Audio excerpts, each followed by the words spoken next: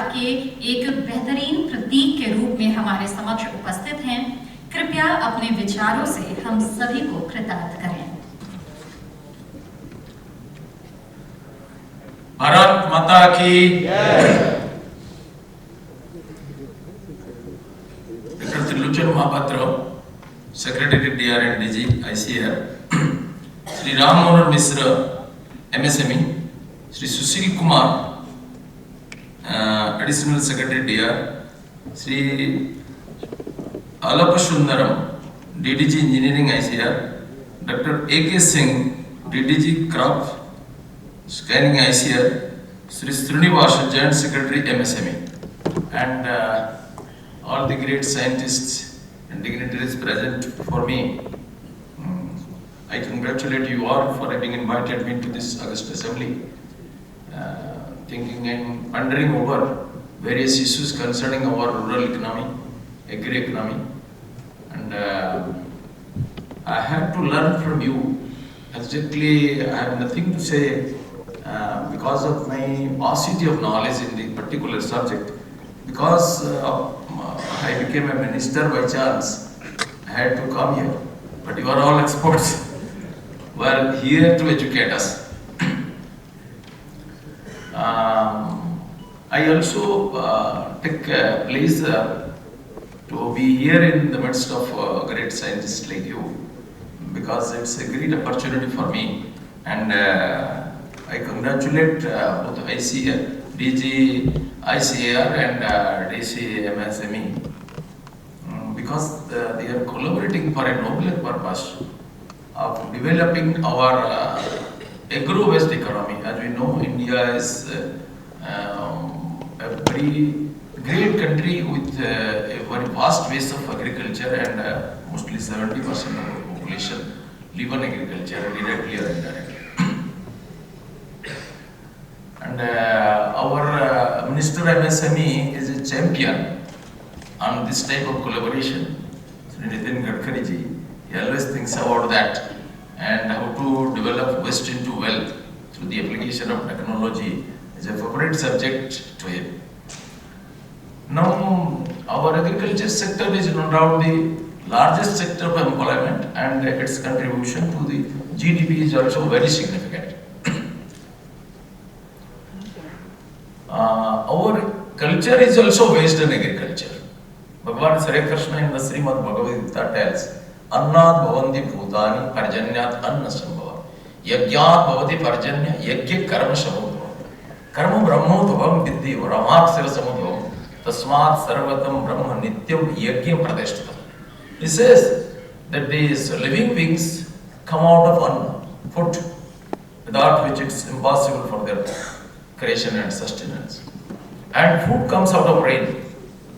And rain is a product of yagya. This was believed to be a superstition some time back. But nowadays modern science is coming to interpret the truth behind this. And many scientists, including two German agricultural scientists, if I remember them correctly, Dr. Julius and Dr. Prakhar told them in a book that when we pour ghee with rice and a few other grains in the fire, we get three gases: carbon dioxide, ethylene oxide and propylene oxide in a very increasing quantity. And the propylene oxide is instrumental in bringing rain to the earth. Now, this cannot be ruled out as a point of superstition. This is to be explored by scientists, the truth of this statement. And there are many instances when through yagya rain can be delivered. Bhagavan Sri Krishna told another thing very important to this. That Krishi, Goraksha, Vanijya, Vaishya, Karma, Shubhavajam. These three are interconnected and favorable to the Vaishya caste. By then it was prevalent in the society Chaturvarnya. So Krishi, Goraksha, Vanijya. For agriculture, we have to protect, we have to develop our cattle. And commerce is also connected with the agriculture. Our Sanskriti is seen to be a Rishi Sanskriti and Krishi Sanskriti. Because our forefathers are the earliest master of agriculture, who have taught agriculture to the whole world. So now it is important how to make the agricultural produce more cost effective, how to raise the standard for agri-foreigners, how to reduce the cost of production, and how to provide market linkages, and how to finance their entire project. If we think over all these things, now technology is a must. Technology may be over technology. Science has two different aspects. One is pure science.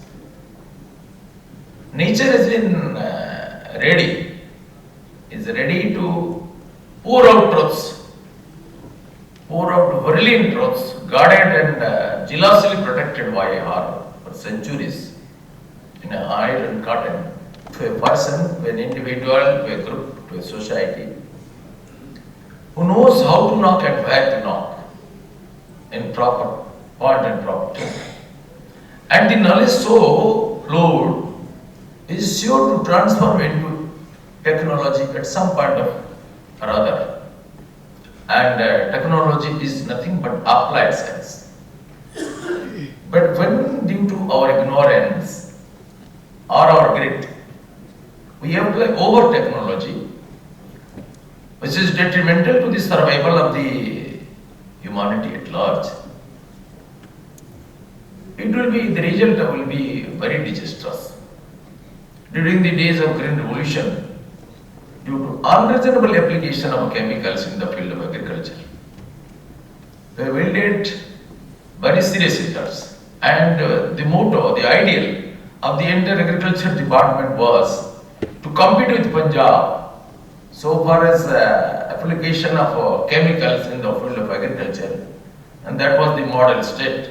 And the result is that Punjab is having the largest number of cancer patients with a train named as cancer train. Every day the train is loaded of cancer patients.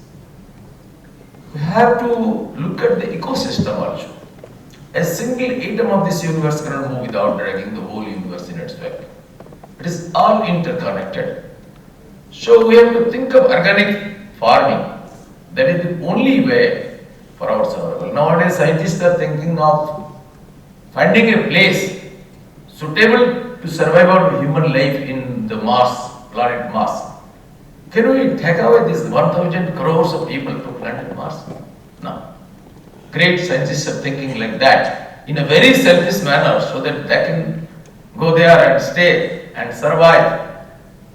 Although science nowadays finds expansion is the only way, but they are thinking in a very narrow and constricted manner.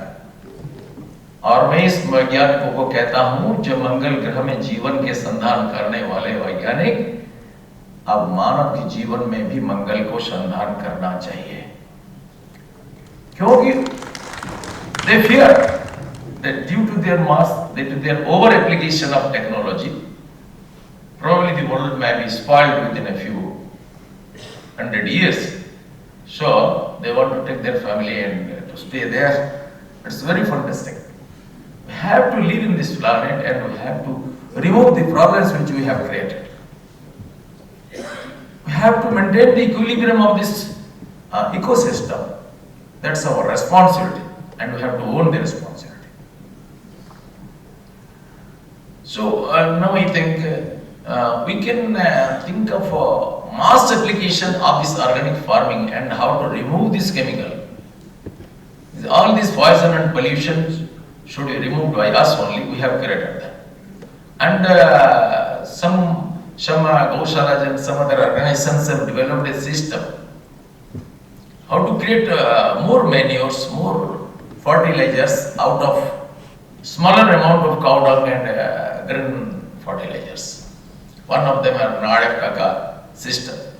And there are many types of pesticides without using the chemicals produced out of Gomutra and other leaves and all that. We can also prescribe this, we can have a mass application, we can recommend the government for providing subsidy to this, and we can encourage, inspire the farmers to use it. Likewise, we can have new innovations also. Our agriculture system is facing many challenges today. One is our weak infrastructure in the field of communication and transportation in rural areas. Limited research and extension system, weak market linkages, weak system of storage, and our lack of expertise in marketing and managerial skills, technological skills, weak access to modern technologies and all that. We still have to make it the common man's property. Whatever is discovered by you, great scientists, in the laboratory, in the library, should not be there. It should be common man's property. Unless it is done, it's of no use. Swami Vivekananda used to say, so long as billions live in hunger and poverty, I hold every man a traitor who, having been educated in their expanse, has the least into them. And our principal motto should be how to raise the income of our farmers by applying our technology, how to transform the waste into wealth through the application of technology, how a common man should be a technocrat in the field of agriculture. And this collaboration is a very noble attempt, because today, in these days of globalization, we cannot lead an isolated life. One story I remember in the Upanishads, one lame man and a blind man were working together. It was very difficult for both of them to work. They collaborated. They decided that lame man stood on the shoulder of the blind man and he should guide. And he guided and the blind man worked because he was quite fit to work. He did not have the eyes. And this man was unable to work, but he had the eyes. So this is collaboration. And not that we are lame and blind, but we are all good, we are both the departments have good physics, but collaboration will increase their capacity naturally. And working for a greater ambition, our great Prime Minister Narendra Modi says how to double the income of the farmers. It can be tripled, it can be more also if we work together in a spirit of dedication. Our Rigveda says, Shangachadvam Shangvadadvam Shangvu Manangsi Janatam Deva Bhagam Yatha Purve Samjanana Upasate. Let our thoughts be one. Let us work together. Let us think together. And let us speak together in a same voice. And the gods have enjoyed wealth in the past by thinking together, working together, talking together, working together, and we will also be able to get that wealth by this togetherness. So this is the beginning of coming together, thinking together, and working together, and by this way we can improve the condition of our rural poor. Swami Vivekananda and Mahatma, they said the same thing. India lives in cottages, and so long as the villages are not improved, national improvement is impossible. So it should be our focusing point, how to increase the farmer's income, how to improve his standard of living, and for that entire knowledge should be focused for that noble mission, and so that our knowledge will be of great use. I remember Sri Arvind, who wrote a letter to his wife. The letter was written probably in Hindi, and he wrote, "प्रिय, मेरा 3 पागलपन है। तुम जानते हो क्या ये पागलपन है? मेरा एक पागलपन है, मैं विश्वास करता हूँ जो ज्ञान, जो प्रतिभा, जो विद्या, जिसके द्वारा मैं इतना धनोपार्जन करता हूँ, तभी प्रिंसिपल थे बड़ौदा कॉलेज का, ये सब मेरा नहीं है। भगवान मुझे पागल बना दिया होता तो इतना सारा सर्टिफिकेट के बाद बेकार हो जाता, और ये सब मेरा नहीं है। इसलिए मैं सोचता हूँ कि मेरा ज्ञान के द्वारा उपार्जित ये धन से मेरा परिवार का सर्वनिम्न आवश्यकता के लिए जितना आवश्यक है इसको रख करके बाकी सारा जनता जनार्दन की सेवा में विवेक करूंगा। मेरा दूसरा पागलपन है, मैं मानता हूं अगर परमेश्वर कोई है तो उसको पाने के लिए कोई ना कोई मार्ग जरूर होगा, और जितने कंटकाकीर्ण मार्ग होते हुए भी मैं परमेश्वर को प्राप्त करूंगा और इसी जन्म में प्राप्त करूंगा। मेरा तीसरा पागलपन है, मैं मानता हूं ये भारत माता सिर्फ मृत्तिका का विस्तार नहीं है, नदी नदी गिरी कानन समन्वित एक भूमि का विस्तार नहीं है। मैं मानता हूं भारत माता साक्षात महाकाली, महालक्ष्मी, माहेश्वरी स्वरूपिणी, महालक्ष्मी, महाकाली, महालक्ष्मी, महासरस्वती और माहेश्वरी स्वरूपिणी चिन्मयी जगत जननी भारत माता, और मैं आजीवन उनकी आराधना करूंगा। और भारत माता की आराधना करने का अर्थ क्या होता है? चक्षु की लोतक से नहीं, हृदय की स्वनित से भारत माता की पदवंदना करूंगा। और कैसे है? भारत माता का आराधना का अर्थ होता है उनके संतानों की आराधना है। और मैं समझता हूं कि the poor taxpayer who pays for our salary, our comfort, our luxury, our education, our training, everything else, they should be given proper attention to, and this is a noble attempt to give proper attention to our poor toiling masses who are day and night remaining absorbed in this soil and water, and who pays for our comfort. With this I conclude.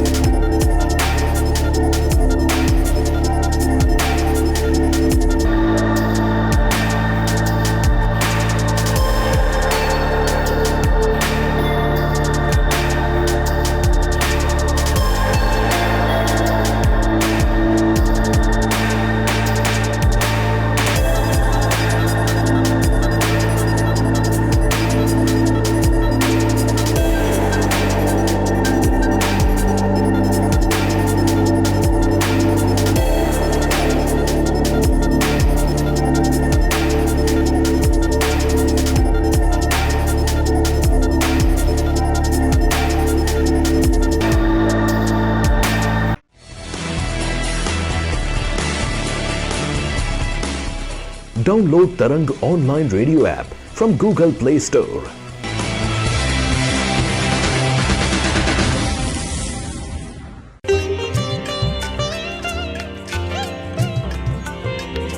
You are listening to Tarang Devotional Online Radio.